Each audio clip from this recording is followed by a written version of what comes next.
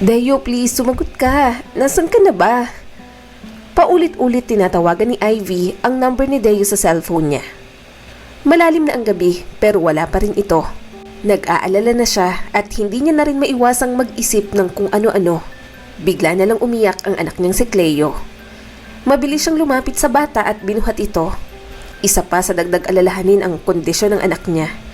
Nalaman niyang may malubha itong karamdaman na kailangan ng operasyon at dapat laging salina ng dugo. Nung una, ginaganahan pa si Deo sa pagpapagamot ng anak nila. Pero nalaman nitong iba pala ang ama ng anak niya. Sobrang desperada lang naman si Ivy ng panahong iyon. Hindi siya mabuntis ni Deo, kaya nagpabuntis siya sa ibang lalaki para lang may maipaako dito. Gusto niyang piliin siya kaysa sa asawa nitong si Vilma. Anak, tahan na, huwag ka mag-alala, darating na rin ang papa mo. Maghintay ka lang, sabi niya pa sa anak niya. Nilakad-lakad ni Ivy ang sala. Ang anak niya na lang talaga ang nagpapaaliw sa kanya ng mga oras na yon. Si Deo, ang lalaking mahal niya, mukhang wala pang balak umuwi. Nangangamba siya bawat oras na lumilipas na wala pa ito. Please, Deo, umuwi ka na. Panatagin mo naman ang kalooban ko. Mahinang bulong niya sa sarili. Kabababa niya lang kay Cleo sa higaan nito nang bumukas ang pinto. Tumambad si Deo sa kanya. Sandaling bumuha sa kanya ang kaginhawaan. Pero naamoy niya ang halimuyak ng alak sa lalaki. Ivy, nakauwi na ako. Lumapit si Deo, sinusubukang yakapin siya. San ka nang galing, Deo? Tanong ni Ivy. Mahinang tumawa ang lalaki. Oh, lumabas lang kasama mga kaibigan ko. Alam mo na, inom-inom. Pero hindi kumbinsido si Ivy. Alam na alam niya ang mga palusot nito. Kasinungalingan ang lumalabas sa bibig nito. Ang imahe nito kasama si Vilma at ng mga anak nito ang kumislap sa kanyang mga mata. Nag-aapoy sa galit ang kalooban niya. Deo, pinuntahan mo na naman siya? Nagsisisi ka pa rin na iniwan mo siya para sa akin, di ba? Nanginginig ang boses ni Ivy na may halong sakit at galit. Nagdilim ang ekspresyon ni Deo. Tumataas ang mga depensa nito. Ivy, please, huwag na nating pag-usapan to ngayon. Pagod na ako at gusto ko na magpahinga. Nangilid ang mga luha ni Ivy. Lagi mong kasamang mga kaibigan mo. Lagi na lang yan ang dahilan mo. Kailan mo ba kami iisipin? Kailan mo ako iisipin? Ako ang pinili mo. Bakit kailangan mo pang bumalik sa Vilma na yun? Bumuntong hininga ang lalaki. Sorry, Ivy. Hindi ko sinasadyang mag-alala ka. Hindi na mauulit. Sorry, hindi na ako babalik kay Vilma. Masaya na siya. Wala na akong balak muluhin ang mag-iina ko. Nanunuya siyang tumawa. Hindi ka pa nagsisisi sa lagay na yan? Obvious naman na mas may pakialam ka sa kanila. Wala kang pakialam sa akin. Tuluyang sumabog si Deo. Anong gagawin ko? Pasalamat ka nga't hindi kita iniiwan. Hindi ko pala anak niyang si Cleo, pero nagpauto ako sa'yo at pinanagutan kita. Pero hindi kita maiwan, di ba? Kasi desisyon ko to. Mas pinili kita kaysa sa asawa ko na kahit gustong gusto kong bumalik sa kanila. Hindi pwede, dahil mas pinili kita. Hindi ko alam kung tamang pinili ko. Anong ibig mong sabihin? Nagsisisi ka? Deo, inakit kita pero choice mong piliin ako. Hindi ka basta pwedeng magsisi na lang. Sigaw niya rito. Tumulo ang mga luha nito. Oo, pinili kita. Iyon ang pinakahibang na desisyong ginawa ko. Ni hindi ko man lang naisip ang nararamdaman ng pamilya ko. Malakas niya itong itinulak. Tinatawag mo pa rin silang pamilya mo, ha? Talaga?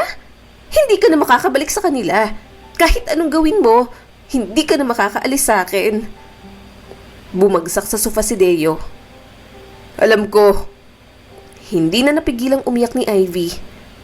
Sabi mo, ikaw ang bahala sa akin, di ba? Akala ko mahal mo ko. Ikaw ang unang lalaki sa buhay ko. Ikaw ang unang pinagbigyan ko ng sarili ko. Sobrang desperada lang naman akong piliin mo kaya nagawa kong magpabuntis sa iba.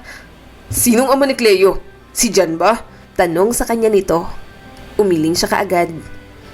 Nakita ko lang sa bar. Naka one night stand. Hindi ko kilala. Sinapo nito ang noo.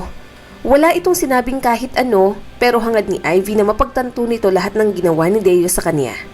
Nabuo ang lihim nilang relasyon dahil naging malapit sila sa isa't isa. Madali siyang na-attach sa kabaitan nito. Dahil ni minsan, hindi niya yun naramdaman sa kahit na sino. Ang mga palihim na pagkikita, paghahalikan, paglalambingan, lahat ng yon nangyari sa loob at labas ng pamamahay na iyon. Hindi niya ito pinilit. Si Deo ang nagsimula ng bawal nilang relasyon. Mas bata rin siya at hindi nakapagtapos ng pag-aaral. Alam niyang sa isip ni Deo, may pananagutan ito sa kanya. Karapat dapat akong makatanggap ng pagmamahal at pag-aalaga mo. Pinili mo ko. Hindi na ako ang magiging second choice mo. Deklara ni Ivy. Nag-iba ang ekspresyon ni Deo. Bakas ang guilt sa mga mata nito dahil sa bigat ng mga salita ni Ivy. Sa sandaling iyon, ang katotohanan ay nakalantad sa pagitan nila. Nasa harap na nila ang parusa ng pagtataksil. Mismong silang ginugulo ng lahat ng iyon. Sumampa si Ivy kay Deo. Pilit niya itong hinalikan. Naghubad na rin siya. Pinilit niya ring hawakan siya nito kahit saang parte ng katawan niya. Gusto niyang bumalik sila sa dati. Gayunpaman, hindi siya pinagbigyan ni Deo. Itinulak siya nito. Tigilan mo na to, Ivy. Pagod ako. Hinampas niyang dibdib nito. Pagod ka? O talagang ayaw mo na sa akin? Tumayo si Deo at dumiretso sa kwarto nila. Binato niya ang vase na nakita niya. Nagising ang anak niya at malakas na umiyak. Pero wala siyang pakialam. Sunod-sunod na tumulo ang mga luha niya. Gusto niyang bumalik si Deo sa kanya. Galit na galit siya kay Vilma. Bakit hindi ka pa mawala sa landas namin? Tigilan mo na kami, Vilma. Gigil na sabi ni Ivy. Napuno ng aroma ng bagong timplang kape ang paligid. Nakatayo si Vilma sa bukana ng kanyang bagong bukas na coffee shop. Ang Bruce and Beans. Naging matagumpay ang grand opening. Nag-uumapaw sa pagmamalaki ang puso ni Vilma. Sa sobrang motivated niyang magnegosyo, ilang negosyo nang naipatayo niya. Grabe ka naman, best friend. Ganyan ba talagang nasaktan na dapat muling bumangon? Hiwalayan ko na kayang asawa ko, baka sakaling mag-improve din ang sarili ko. Sabi ng kaibigan niyang si Jenny. Mahinang tumawa si Vilma. Baliw, wag mong iiwan ang asawa mo. Ang bait-bait kaya niya. Ikaw talaga. Ang ganda mo talaga, Vilma. Mabuti at nakabangon ka sa ginawa sa'yo ng Deo na yon. Sambit pa nito. Huminga siya ng malalim. Kailangan kong bumangon para sa mga anak ko. Siyempre masakit sa akin. Mahal ko ang asawa ko at tinuring kong parang anak ang naging kabit niya. Pero wala na ako magagawa doon. Nangyari na lahat. Ni minsan ba sinisi mo ang sarili mong baka kasalanan mo kaya nasira ang pamilya mo? Kasi, 'di ba? Ikaw ang nagdala kay Ivy sa inyo. Nagpatira ka ng ahas sa tahanan ninyo. Paalala nito sa kanya. Malungkot siyang napangiti. Oo, lalo na nung sariwa pa sa akin ng lahat. Sinisisi ko ang sarili kong mali ako ng taong kinupkop. Na masyado akong naging mabait sa ibang tao. Pero napagtanto kong hindi naman maling maging mabait. Isa pa, ilang babae man ang patirahin ko sa bahay namin, kung sobrang mahal talaga ako ni Deo, kahit isa wala siyang papatulan. Hindi dapat siya matukso kahit kaunti. Alam mo, Vilma, tama ka. Si Deo talagang may kasalanan sa lahat ng to. Saad pa ni Jenny. Humalukip-kip si Vilma. Pinagmasdan niyang tatlo niyang mga anak. Humahagik-hik at naglalaro sa tabi ng bintana ang mga ito. Sa lahat ng nangyari, ang mga ito lang ang naiwan sa kanyang masasabi niyang tama. Ang pagtataksil sa kanya ni Deo parang mapait na tableta na dapat lunukin. Gayunpaman, nagawa niyang pulutin ang mga sirang piraso ng kanyang buhay. Gumawa siya ng magagandang bagay mula sa nasirang pagkatao niya. Oo nga pala, umuwi ang pinsan ko, fresh from Italy. Bibisita raw si Gordon dito. Pupunta raw siya rito sa opening mo ngayon. Sabi ni Jenny sa kanya at may nakakalokang ngiti. Nanlaki ang mga mata ni Vilma. Wala siyang ideyang uuwi si Gordon. Sino ba namang hindi mabibigla? Si Gordon lang naman ang first love niya at ex-boyfriend niya rin. Hindi naging maayos ang paghihiwalay nila. Mas pinili nito ang career, pero masaya siyang successful na ito at magiging piloto. Wala pang asawa yon, baka pwede pang ibalik ang nakaraan. Bukod kay Deo, siya lang ang naging boyfriend mo, 'di ba? Malakas itong tumawa. Tanda ko pa, selos na selos ang asawa mo sa pinsan ko. Kaya minsan naiinis na siya sa akin kapag binibigyan kita ng balita tungkol kay Gordon. Pinandilatan niya ito. Tumigil ka nga, ex-boyfriend ko na yon. Baka nga galit sa akin yun. Tumawa si Jenny. Feel ko hindi. Tuwang-tuwa nga nung malamang hiwalay na kayo ni Deo. Napailing na lang siya. Ay nako, ewan ko sa'yo Jenny. Iniwan niya na lang ang kaibigan niya. Nag-iinit ang mga pisngi niya. Matagal na siyang walang balita kay Gordon. Isa pa, wala siyang balak pumasok muli sa isang relasyon. Nasa mga anak at negosyo niya lang ang focus niya ngayon. Gayunpaman, nang si Vilma ay nagsasaya sa tagumpay niya, saka naman iyon sinira ni Ivy. Pumasok si Ivy sa coffee shop na akala mo ay kung sino. Nakatuon kay Vilma ang matalim nitong tingin na parang lawin na nakakakita ng biktima nito. Nakaramdam si Vilma ng matinding inis. Anong ginagawa mo rito, Ivy? May hinahong tanong niya kahit parang may nagwawala na sa kalooban niya. Tinaasan siya nito ng isang kilay. Nandito ako para ipaalala sa yung layuan mo ang asawa ko. Hindi napigilang tumawa ni Vilma. Asawa mo? Ang lakas naman ng loob mong sabihing asawa mo kabit ka lang naman. Pinili ka lang, pero sa mga mata ng Diyos, sa papel at sa harap ng maraming tao, ako pa rin ang asawa. Nakaayon sa akin ang tama, kaya wag kang susugod dito na parang ako pa ang mali. Isa pa, hindi ko na kayo ginugulo. Wala akong pakialam sa inyo. Hindi maintindihan ni Vilma kung bakit kailangan pa siyang sugurin ni Ivy. 2 taon na ang lumipas, hindi niya na muling nakikita si Deo. Wala na siyang pakialam kahit saang lupalo pa ang mga ito napunta. Halata ang galit sa mukha ni Ivy. Huwag mo akong paglaruan. Huwag ka rin pa-inosente. Alam kong patay na patay ka pa rin kay Deo. Alam kong sinusubukan mong bawiin siya. Napailing si Vilma. Nakakatawa ka naman. Alam mo ba yon? Ang tagal ko nang walang balita sa inyo. At wala na nga akong pakialam sa inyo. Bakit? Nagsisisi si Deo na iniwan ako? Bakit ako ang sinusugod mo? Bakit hindi si Deo ang sisihin mo? Bakit hindi sarili mo ang sisihin mo? Kung nagsisisi siya na iniwan niya ako, hindi ko kasalanan yon. Isa kang homewrecker, Vilma. Sigaw pa nito. Sinusubukan mong sirain ang kaligayahan namin. Pamilya na kami, naggugulo ka pa rin. Napapikit na siya sa sobrang inis. Ivy, nagdedelusyon ka. Hindi ako interesado kay Deo. Nandito ako para patakbuhin ang negosyo kung ginugulo mo. Ano bang problema mo, ha? Nakinig si Vilma sa mga akusasyon ni Ivy na may halong panunuya at awa. Namamangha siya sa kapangasan ng babaeng nasa harap niya ngayon. Kung sino pa ang kabit, ito pa ang malakas ang loob. Umiling si Vilma. Ivy, nakamove on na ako sa chapter 9 ng buhay ko. Matagal nang nakalipas. Wala akong interes na balikan ang nakaraan at makipagtalo sa'yo. Palibhasa, hindi mo matanggap na mas bata, mas masarap at mas magaling ako sa kama. Nanunuya pang sabi ni Ivy. Natawa muli si Vilma. Ano bang hangin ang pumasok dyan sa utak mo? Anong gusto mo? Ma-insecure ako sa'yo? Hindi mangyayari yon. Hinding-hindi ako maiinggit sa isang kabit. Walang klas at nangaagaw na katulad mo. Anong sinabi mo? Bakit? Baka naman pinagsawaan ka na ni Deo. Hindi ka susugod dito para lang sabihan akong layuan si Deo. Sa'yo na nga siya, di ba? Bakit hindi mo itali sa'yo na parang aso nang hindi na makawala? O baka naman nagsasawa na siya sa'yo. Hindi ka susugod dito kung hindi. Sino ngayon ang mas insecure sa atin?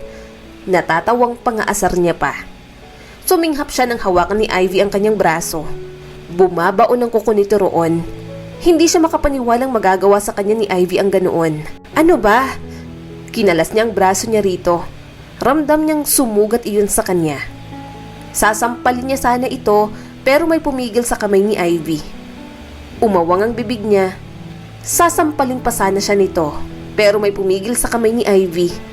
Umawang ang bibig niya nang makita si Gordon. Marahas nitong binitiwan ng kamay ni Ivy at muntik pang mawala ng balanse. Anong ginagawa mo sa kanya? Bakit mo siya sinasaktan? Gusto mong ipadampot kita sa mga pulis?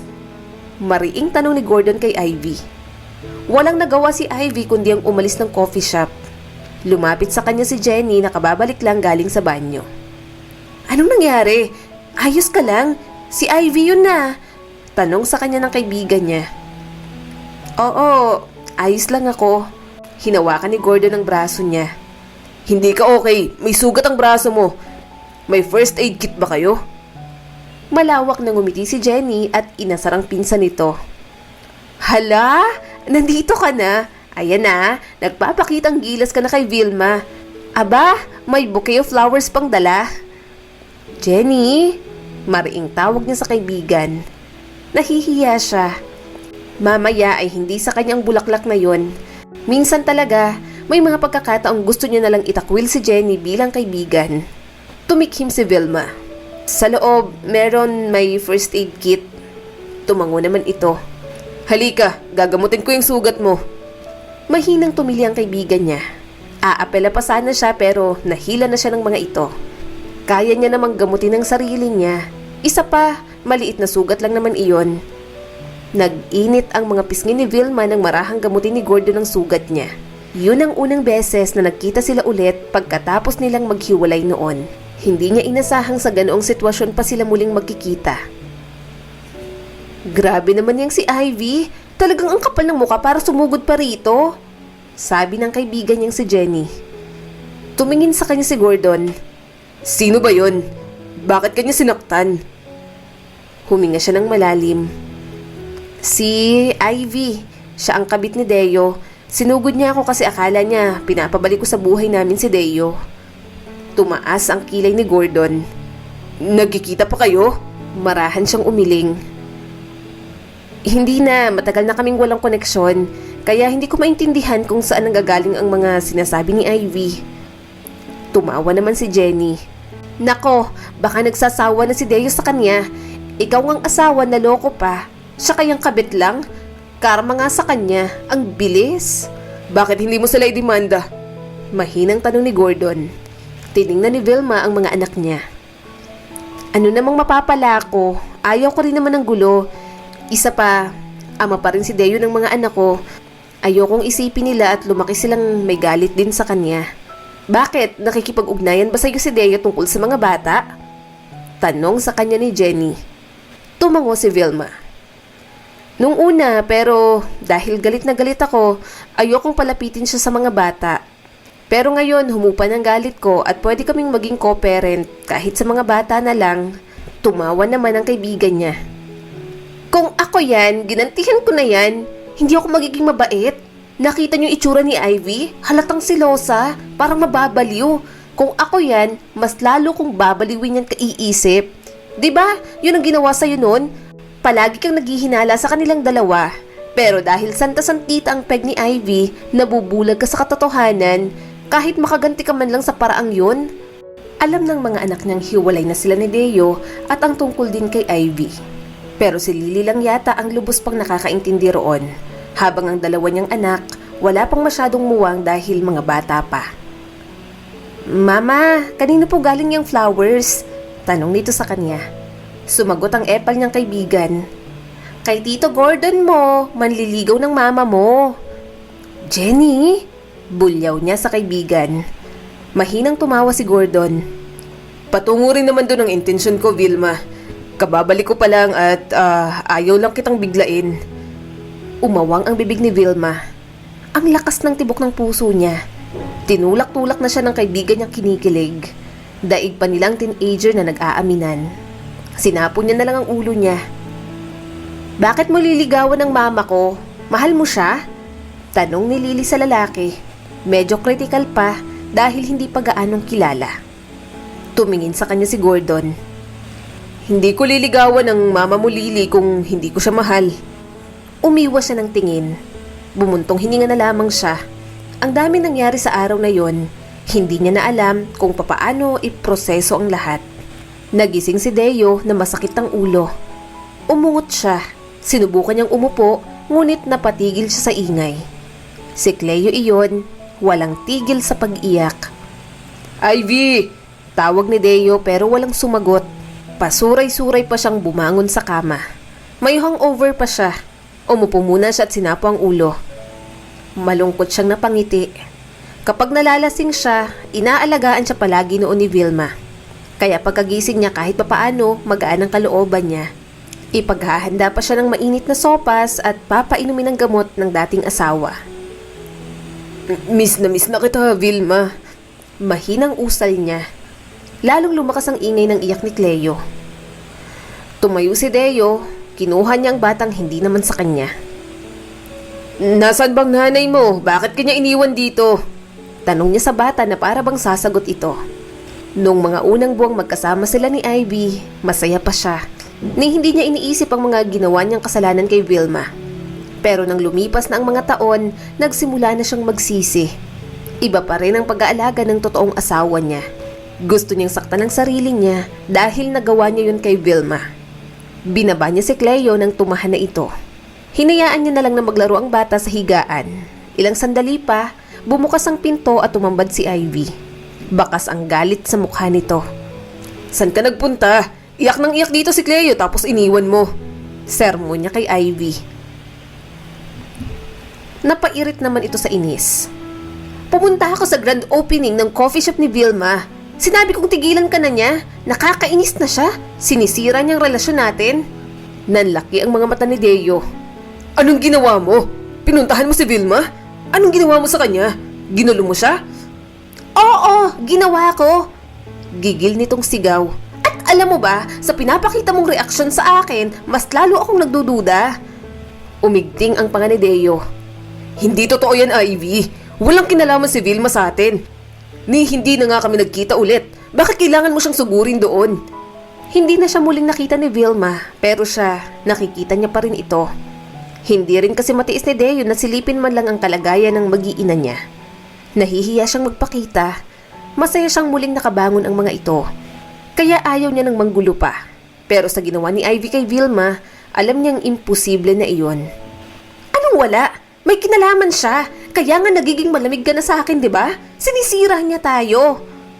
Malakas na sigaw ni Ivy sa kanya. Dinuro niya si Ivy. Wala siyang sinisira. Tayo ang sumira sa kanya. At kung ganito man tayo, may kasalanan ka rin. Sino ba unang nagloko? Hindi ba't ikaw? Pinakahako mo sa akin ang batang hindi ko naman anak. At anong gagawin mo, ha? Galit na tanong ni Ivy habang tumutulo ang mga luha. Babalikan mo si Vilma? Hindi pwede. Akin ka lang. Hindi na babalik sa'yo si Vilma. Parang may dumurog sa puso ni Deo. Alam ko, wala na siyang pag-asang bumalik sa akin. Hindi na ako babalik kasi wala na akong babalikan. Wala na akong mukhang maiharap, di ba? Matagal ko nang tinanggap na ito ang desisyong ginawa ko kaya paninindigan ko. Nag-alab ang galit ni Deo habang sinusubukang ipagtanggol ang sarili. Iginiit niyang wala na siyang halaga kay Vilma, kaya ano pang saysay para bumalik pa siya sa dating asawa. Ilang beses niya nang sinabi kay Ivy na rito niya pipiliing manatili. Yun ang pipiliin niya dahil wala na siyang pagpipilian pa. Pero kung ganoon na lang sila araw-araw, hindi na yata kakayanin ni Deo iyon. Kaya nga bakit mo siya sinugod ng ganoon? Anong ginawa mo? Giit pa ni Deo kay Ivy. Mariin itong umiling. May concern ka pa rin sa kanya. Mahal mo pa rin siya? Hindi siya agad nakasagot. Tama si Ivy. Mahal niya pa rin si Vilma. Hindi naman yata nawala iyon. Nandoon pa rin sa puso niya ang pag-ibig na yon. Nabulag lang siya sa tukso at sa makasalanang sayang idinulot sa kanya ni Ivy noon. Mahigpit siyang niyakap ni Ivy. Nasa kilos nito ang pagkabalisa. Pagod na si Deo. Kasalanan niya rin naman kung bakit naging ganoon ang babae. Please, hindi ko maisip ang buhay na wala ka. Huwag mo na siyang balikan. Nagmamakaawang sabi sa kanya nito. Naninikip ang dibdib ni Deo. Nakakapagod ka na. Ni minsan hindi ko naranasan to sa pamilya ko. Gusto mong malaman ng totoo, di ba? Nagsisisi akong iniwan ko sila. Desperado pa siyang niyakap nito. Pero paano tayo? Paano ang pag-ibig na pinagsasaluhan natin? Mahal mo ko. Marami lang problema sa negosyo mo kaya nasasabi mo yan. Pero makakabawi ka rin. Sasamahan kita.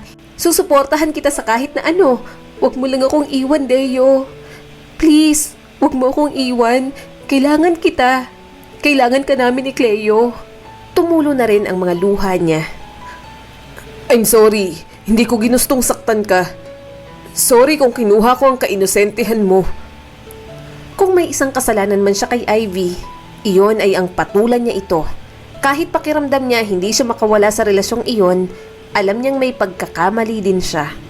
Mas bata ito sa kanya at maraming trauma sa buhay, kaya natatakot din siyang iwanan ito. Ramdam ni Deo na masyado itong nakadepende sa kanya. Hinamplos ni Ivy ang mukha niya. Huwag kang mag-sorry. Ginusto ko naman yon. Ginusto nating pareho yon dahil mahal natin ang isa't isa. Pagkatapos ng lahat, manatili ka sa akin.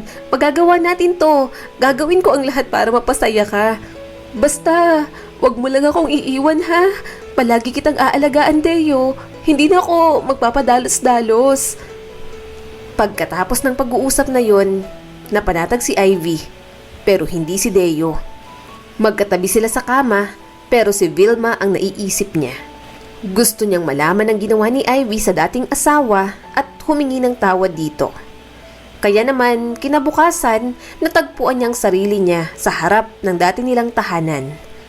Nangingilid ang mga luha niya. Napapikit siya. Nandun ang lahat ng alaala niya sa mag-iinan niya noong panahong masaya pa sila. Deo? Natigilan siya sa boses ni Vilma. Umawang ang bibig niya nang makita ang dating asawa. Alam niyang maganda si Vilma, pero mas lalo itong gumanda sa paningin niya. Baka talagang na-miss niya lang ito, kaya ganoon na lang niya ito makita. Anong ginagawa mo rito? Seryosong tanong ni Vilma sa kanya. Papa! Tawag ng mga anak niyang lumabas mula sa sasakyan. Nalaki ang mga mata niya nang tumakbo papalapit sa kanyang mga anak niya. Nangingilid ang mga luha niya nang yakapin si Deo ng mga ito. Miss na siya ng mga bata. Kumusta na kayo? Miss na miss ko na kayo. Nanginginig na boses na sabi ni Deo. Miss ka na rin po namin, Papa. Napangiti siya at muling niyakap ang mga ito. Akala niya masama ang loob ng mga bata sa kanya. Mabuti talagang mag-alaga si Vilma. Kaya kahit na iniwan niya ang mga ito, panatag siya. Tumingin siya kay Vilma, may tingin ng pasasalamat, pero umiwas ito. Tumayo si Deo. Vilma, pwede ba tayong mag-usap? Tumango naman ito. Gusto rin kitang kausapin tungkol sa atin at sa mga bata. Bumaha ang kaba sa dibdib ni Deo. Pinapasok siya nito sa loob ng bahay. Conjugal property nila iyon, pero hindi niya nahinabol. Gusto niya iyong ibigay kina Vilma at sa mga anak niya. Yun din naman kasi ang dream house nila ng dating asawa bago sila ikasal. Pareho nilang pinag-ipunan yun, kaya may karapatan din si Vilma. Kaya lang parang nadurog ang puso niya nang makita ang mga malalaking kahon sa loob ng bahay. Wala na rin ang dating ayos nito. Lilipat na kami ng mga bata. Bumili ako ng bagong bahay. Pasensya ka na makalat. Seryosong sabi sa kanya ni Vilma. Napalunok siya. Ayos lang. Bakit kayo lilipat? Okay naman kayo rito, di ba? Malapit din sa school ng mga bata at sa negosyo mo. Tumango si Vilma. Okay nga, convenient din sa amin.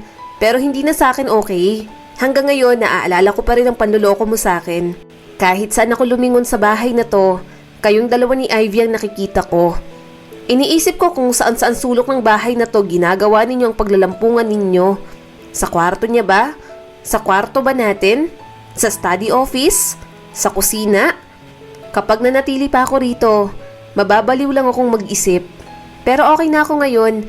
Gusto ko lang talagang lumipat kami at magsimula ng bagong buhay. Nanginginig ang mga labi ni Deo. Alam niyang malaki ang kasalanan niya, pero hindi niya naman alam na ganoon ang dulot kay Vilma. Sorry. Tumango si Vilma. Huwag na nating pag-usapan yan. Pag-usapan na natin kung papaano ang pag-aalaga sa mga anak natin. By the way, kumain ka na ba? Parang hinaplos ang puso niya. Gayun pa man, ang tanong na iyon ay tila para lang sa isang malayong tao. Tinanong lang siya nito bilang pagpapakita ng pagpapatuloy. May niluto akong afritada dito. Kumain ka muna bago tayo mag-usap.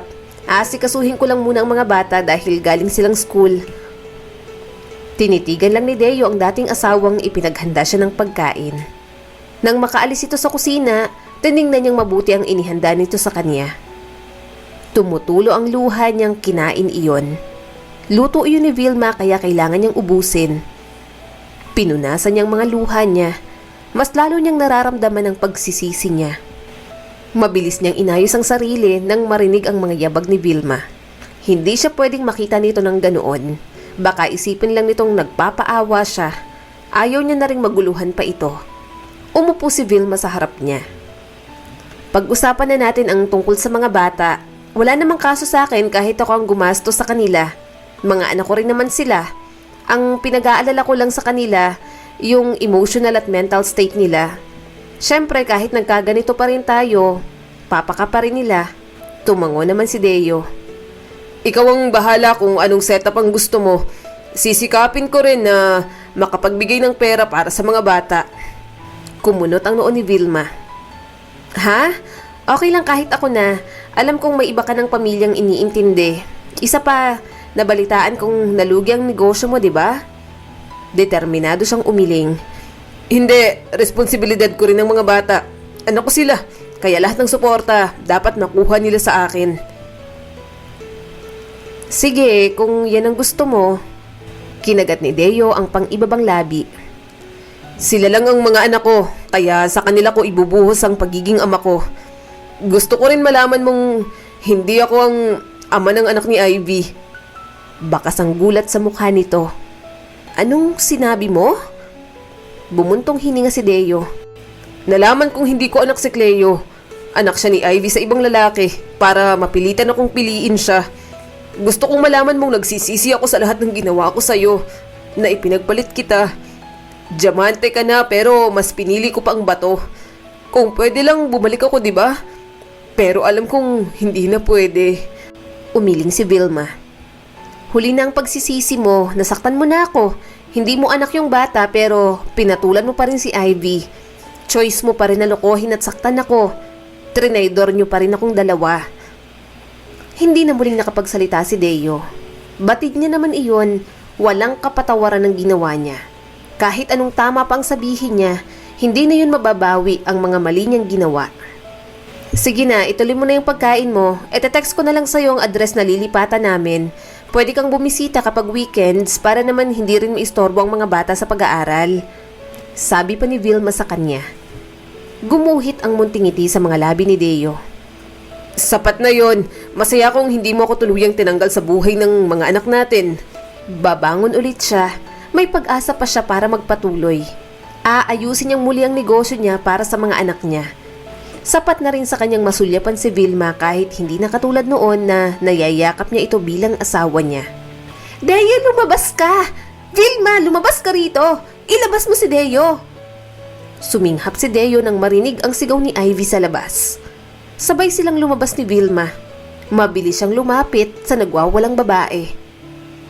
Ivy, anong ginagawa mo dito? Hindi ito ang oras o lugar para manggulo ka. Mariing sabi niya kay Ivy.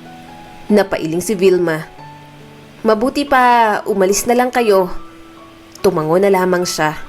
Hihilahin niya na sana si Ivy pero ayaw nitong sumunod sa kanya. Sinigawan pa nito si Vilma. Huwag kang pa-inosente, Vilma. Lagi mong sinusubukang nakawin pabalik sa akin si Deo. Gusto mo siyang agawin sa akin. Hysterical na sigaw nito. Nanlaki ang mga mata ni Deo. Ivy, huminahon ka. Umuwi na tayo. Hindi ako pupunta kahit saan hanggat hindi pumapasok sa kokote ni Vilma na akin ka na wala na siyang karapatan sa'yo. Pagwawala pa nito, nayugyug ni Deo si Ivy. Tama na, Ivy. Kailangan mong umalis ngayon. Sumama ka sa akin at umuwi na tayo. Pero hindi nakinig sa kanya ang babae. Hinila nito ang buhok ni Vilma at sinabunutan. Mas lalo siyang nahirapang awatin ng dalawa nang gumante ang dati niyang asawa. Ano ba? Tama na! Tumigil na kayo! Ivy, bitiwan mo si Vilma! Sigaw ni Deo. Ilang sandali pa, may tumigil na isang sasakyan sa harap ng bahay nila. Bumaba doon si Gordon, napaghiwalay nilang dalawa. Nasa mga bisig niya si Ivy, habang nasa bisig naman nito si Vilma. Kumunot ang noo ni Deo. Kilala niya si Gordon. Ito lang naman ang naging ex-boyfriend at first love ni Vilma.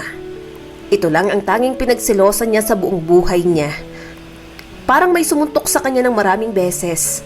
Hindi niya kayang tanggapin, Nahihirapan siyang tingnan ang dating asawang si Vilma na nasa bisig ng ibang lalaki. Gusto niyang magwala. Gusto niyang hilahin mula sa lalaki si Vilma pero alam niyang hindi niya pwedeng gawin iyon.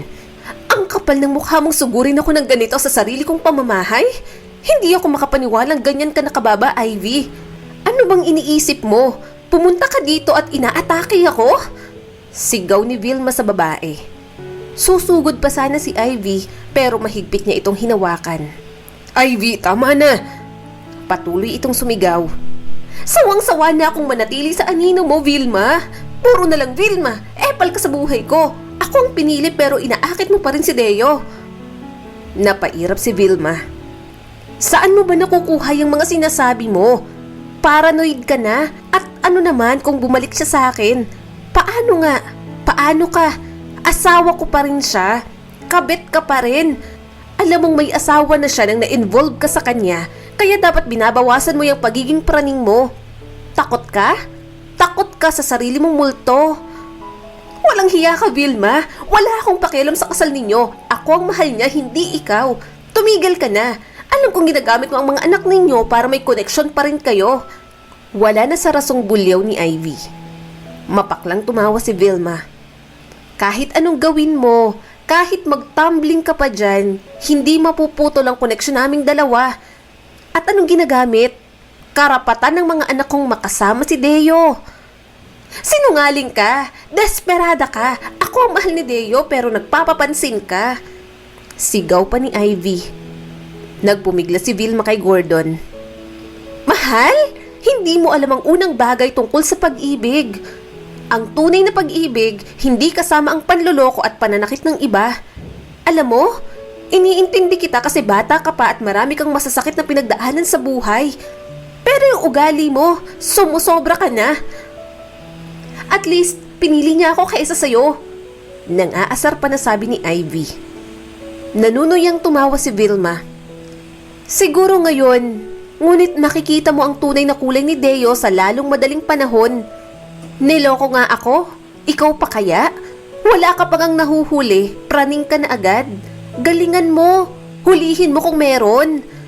Sumabat si Gordon. Deo, iuwi mo na siya. Umuwi na kayo. Tama na tong gulo na to. Mahigpit niyang hinawakan ang braso ni Ivy. Wala na siyang pakialam kahit nagpumiglas ito. Sobrang nahihiya na siya kay Vilma. Papaano nito malalamang sincere siya sa paghingi ng tawad kung lagi na lang magdudulot ng gulo si Ivy sa dati niyang asawa? Ivy, ano bang iniisip mo? Ang pag-atake kay Vilma ng ganun sobra na yun. Ganyan ka na ba talaga kabayolente? Nakalimutan mo na ba? Ayaw kong isumbat sa'yo pero bago ang lahat ng to, naging mabuti sa'yo si Vilma. Tinuring ka pa nga na parang anak, kaya bakit na kaya mong gawin sa kanya ito? Hindi ka ganyan. May bahid ng pagkadismaya ang boses ni Deo. Tumulo ang luha ni Ivy. Sorry Deo, hindi ko na lang nakontrol ang emosyon ko. Nakita ko siyang kasama mo at akala ko bumalik ka na sa kanya na iniwan mo na ako. Hindi mo ba nakita? Sa tingin mo, babalik pa rin sa akin si Vilma? May ibang lalaki na siya sa buhay niya. Nasasaktang sabi ni Deo. Gusto niyang magalit. Iyon ang kinakatakot niya. Natatakot siyang may iba nang kayang magpasaya sa dati niyang asawa. Hindi yun dahilan para sa karahasan, Ivy. Si Vilma ang ina ng mga anak ko at nararapat siyang igalang. Sinaktan na nga natin siya kaya bakit pa natin siya guguluhin ng ganun? Pero lagi niya sinusubukang pumagitna sa atin, Deo. At paano hindi ko siya guguluhin kung mahal mo pa siya? Kailangan kong ipagtanggol ang relasyon natin. Hindi ako papayag na mawala ka sa akin. Mariing sabi ni Ivy habang patuloy ang pag-iyak. Umiling si Deo. Mali ka, humingi ka ng sorry sa kanya. Kahit iyon na lang ang gawin mo. Alam ko Deo, nagkamali ako. Hihingi ako ng tawad kay Vilma. Bahagyang napanatag ang kalooban niya.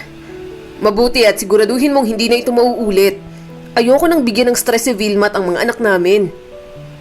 Pagka-uwi nila sa bahay, tahimik silang dalawa. Yun nga lang, nagulat silang pareho nang makita si Cleo. Namumutla na at wala ng buhay na nakahiga sa crib nito. Habang nakaupo si Vilma sa sofa, mabigat ang isipan niya sa mga pangyayari sa araw na yon. Parang malaking tinik sa buhay niya si Ivy. Nang mga oras na yun niya lang talaga napatunayang mali ang taong kinupkop, inaruga, pinag-aral at tinuring niyang parang anak. Naputo lang kanyang pag-iisip sa mahinang langit-ngit ng pinto. Pumasok si Gordon na bakas ang pag-aalala sa kanya. Nahihiya siya rito. Nasaksihan pa nito ang pag-aaway nila ni Ivy. May dala akong ice bag. Gamutin natin yung pasamo. Saad nito sa kanya bago tumabi. Sobrang nahihiya ako sa'yo. Tuwing nagkikita tayo, palagi mo na lang akong ginagamot dahil inaaway ako ni Ivy. Vilma, hindi mo yun maaaring pabayaan ng walang parusa. Hindi na tama yun. May kailangan kang gawin tungkol doon. Hindi mo dapat hahayaang makawala si Ivy sa pananakit sa'yo. Matigas ang boses na saad ni Gordon. Napabuntong hininga si Vilma. Alam niyang tama ito. Dapat gumawa na siya ng legal na aksyon laban kina Ivy at Deo. Ngunit ang puso niya, ayaw niyang gawin iyon. May awa pa rin siyang nararamdaman para sa mga ito. Si Deo pa rin ang ama ng mga anak ko, Gordon. Ayoko nang palakihin pa ang gulo. Naiintindihan ko ang pag-aalala ninyo, pero kailangan kong isipin kung ano ang pinakamabuti para sa mga anak ko. Gusto kong ayusin ang lahat na hindi aabot pa sa korte. Marahang sabi ni Vilma. Lumambot ang mga mata ni Gordon. Inabot nito at marahang hinawakan ang kamay niya. Gusto niyang bumangon sa pait at sama ng loob. Nais niyang magpatawad. Gordon, alam mo bang nag-iisip ako tungkol dun sa paghihigante? Gusto kong gawin yung suggestions ni Jenny na iparamdam kay Ivy ang pinaramdam niya sa akin. Ayoko yung pakiramdam na parang ako ang kawawa, gayong ako naman ang pinagtaksilan. Gusto kong maramdaman ni Ivy ang parehong pagtataksil at pananakit na idinulot niya sa akin. Gusto kong maghigante. Vilma, walang maluluta sa paghihigante. Lalala ang lahat. Huwag kang makinig kay Jenny. Baliw yung pinsan ko na yun.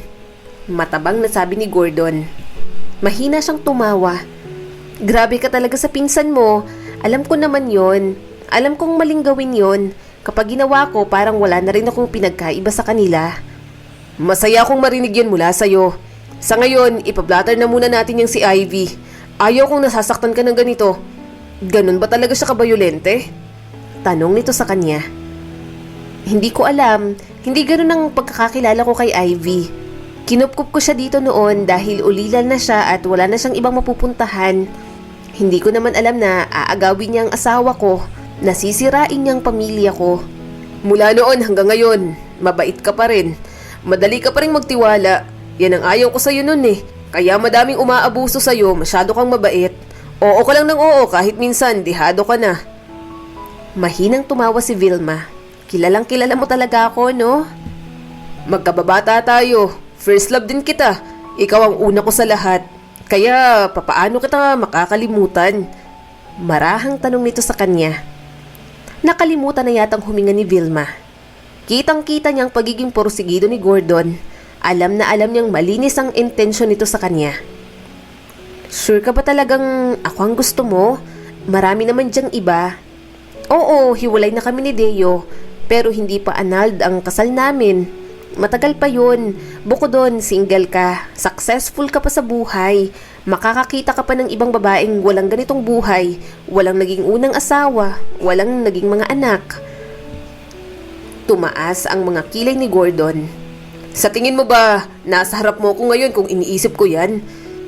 Pinangako ko sa sarili ko noon, di baling walang asawa kung hindi naman ikaw. Alam kong masakit at mahirap para sa'yo. Sorry, pero masaya kong nangyari ito sa inyo ni Deo. Sa pagkakataong to, kaya kong ipakita sa'yo ang pagmamahal ko. Wala na akong pipiliing karera. Ikaw na lang.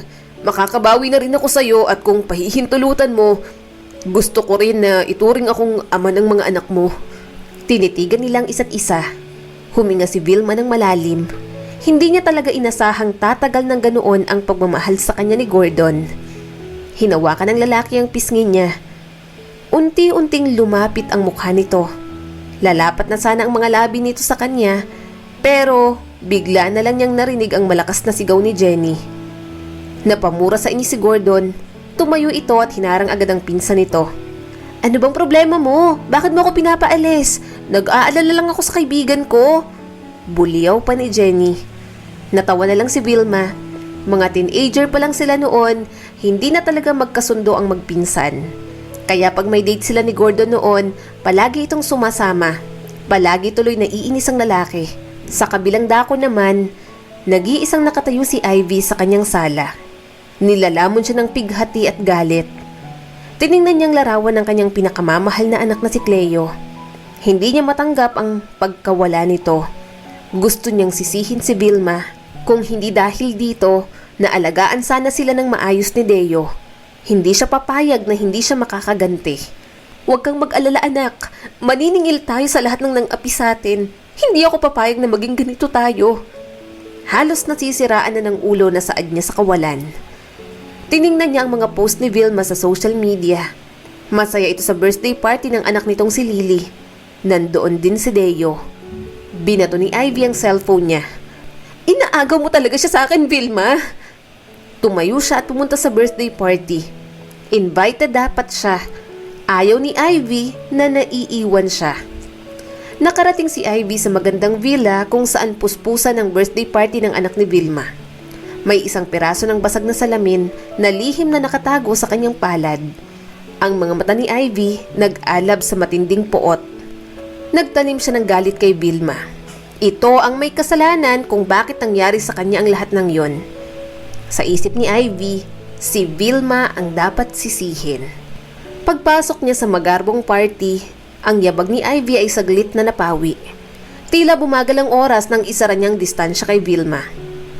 Nang itinaas ni Ivy ang kanyang kamay na nakahanda sa paghampas, may humawak sa kamay niya. Ivy, tumigil ka. Ano sa tingin mong ginagawa mo? Pilit nitong inagaw ang piraso ng bubog sa kanya. Nanlaki ang mga mata ni Vilma. Lumayo ito kay Ivy at kinuha ang mga anak nito. Deo, ano ba? Bitiwan mo ko. Siya ang dahilan kung bakit nawala si Cleo. Nararapat siyang magdusa. Sigaw ni Ivy sa lalaki. Mahigpit siyang hinawakan nito. Walang kasalanan si Vilma sa pagkamatay ng anak mo. Anong gagawin mo? Sasaktan mo siya? Ibaba mo na to bago pa may masaktan. Kinuha niya lahat sa akin, pati ikaw, inagaw ka niya ulit. Wala nang natira sa akin. Umiiyak na sigaw nito. Nangilid ang mga luha ni Deo. Ivy, please. Tama na. Huminahon ka. Walang aagaw sa akin. Pag-usapan natin to. Ivy, makinig ka sa akin. Hindi na maibabalik si Cleo sa pananakit sa kanya. Pero sinira niyang pamilya natin. Determinado siyang makabawi. Nagpumigla si Ivy sa isang kilos niya na tamaan niya ng bubog ang mukha nito. Nanlaki ang mga mata niya nang makita ang pulang likido sa mukha ni Deo. Deo? Lumapit sa kanya si Vilma at malakas siyang sinampal. Walang hiya ka! Nung una naaawa pa ako sa'yo. Inintindi ko ang sitwasyon mo, ang lahat ng trauma mo. Pero hindi ko na kaya to. Baka sa susunod, mga anak ko nang masaktan mo. Ipapadampot kita sa mga pulis. Sisiguraduhin kong mabibilanggo ka, Ivy. Tuluyang nabitiwan ni Ivy ang bubog na hawak nito. Nanginginig ang mga kamay niya. Hindi niya na alam ang gagawin. Pakiramdam niya, unti-unti nang binabawi ang lahat ng pagkakataong binigay sa kanya.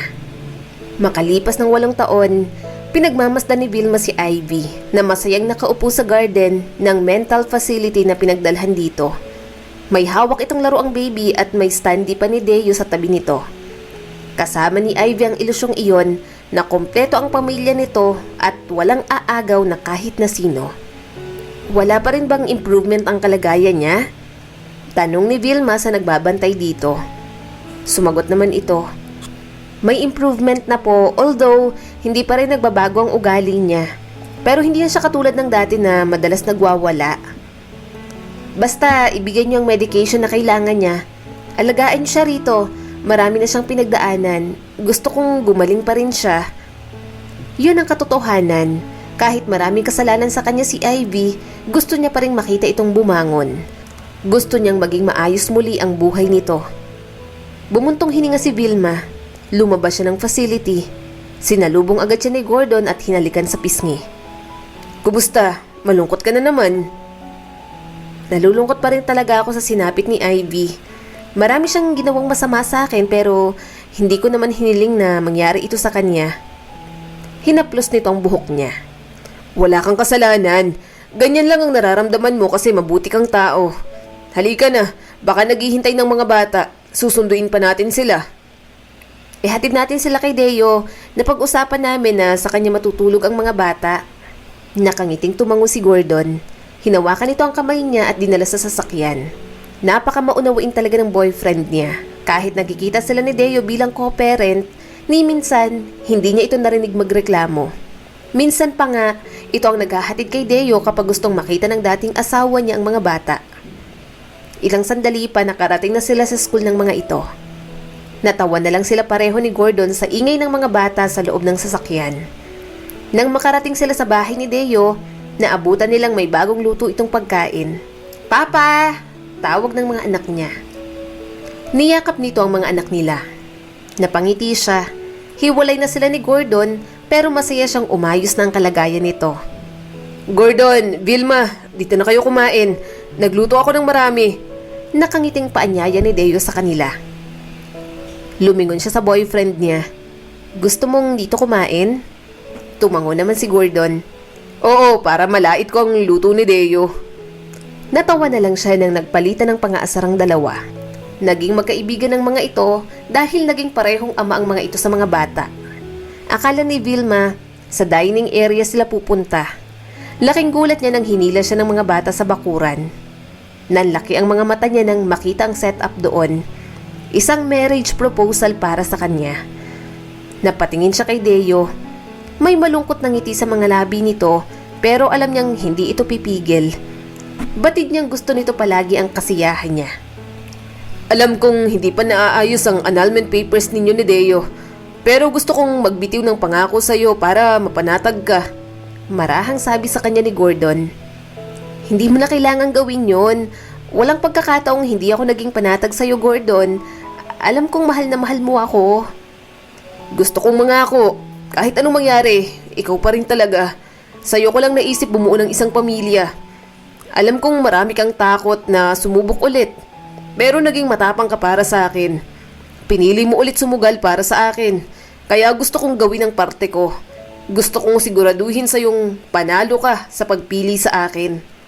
Biglang lumuhod sa harap niyang boyfriend niya at inilabas ang isang singsing. Pagkatapos ng lahat, gusto mo bang ikasal sa akin, Vilma? Oo naman, Gordon. Magpapakasal ako sa'yo. Sambit ni Vilma kasabay ng pagtulo ng luha niya. Isinuot nito ang singsing sa daliri niya.